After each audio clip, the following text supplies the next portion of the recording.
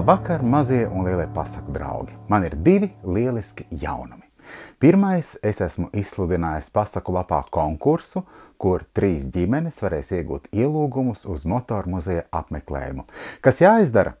Jāizveido auto, vienalga vai salīmējot no dažādām lietām, salipinot vai uzzīmējot, un foto ievietojot komentārā zem šī konkursa.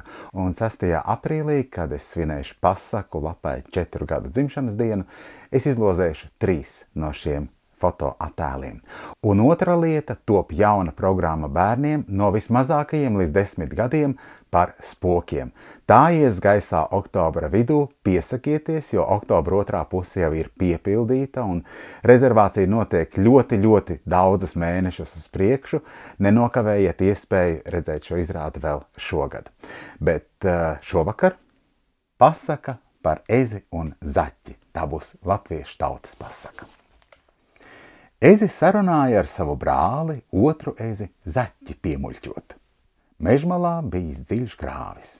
Abi eži nostājas, viens vienā grāvja malā, otrs otrā, un tad tas ezis, kas šinī grāvja malā, teica uz zaķi: "Nu, klausies, zaķi, tā tu izlielies, ka esi liels skrējējs, bet man gandrīz prāts tevi noskriet. Ej, tad lai man ūsas norauj, jo neticu." "Nu, ko tur ticēt, ko neticēt, derēsim. Ja tu mani noskrietu, tad izrauj manam kažokam 10 dzeloņus. Ja es tevi noskrietu, tad izraušu no tavām ūsām 10 spalvas. Ja? Vai tā paliek?"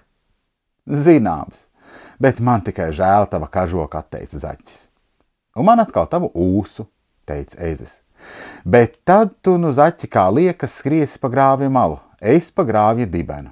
"Labi." Zaķis aizskrēja kā viesulis un karstumā nemaz neapskatījās, vai ezis arī skrien vai ne. Aizskrēja otrā galā, ezis jau priekšā. "Vai dzirdi, kur tu tik ilgi? Es gandrīz nosaucu tevi gaidītams," saka ezis. Nē, ezīt, man šoreiz nokļūdījās, skriesim vēl atpakaļ," saka zaķis. "Labi, skriesim." Un zaķis aizskrēja kā viesulis, bet otrā galā atkal ezis priekšā. "Vai dzirdi, ko tu te mani saldē? Dod tās ūsas." Nē, ezīt, skriesim vēl tikai šoreiz, kas tad būs, tas būs." Zaķis aizskrēja kā viesulis, bet otrā galā atkal ezis jau priekšā. "Vai dzirdi, dod tās ūsas, vairāk ar tevi nespokošos." Neko darīt, bija jādod. Ezis izrāva zaķim 10 ūsu spalvas un iebakstīja 5 savam brālim pie lūpām, 5 sev pašam. No tā laika visiem ežiem tādas zaķa ūsiņas pie lūpām. Un šī vakara pasaka ir galā.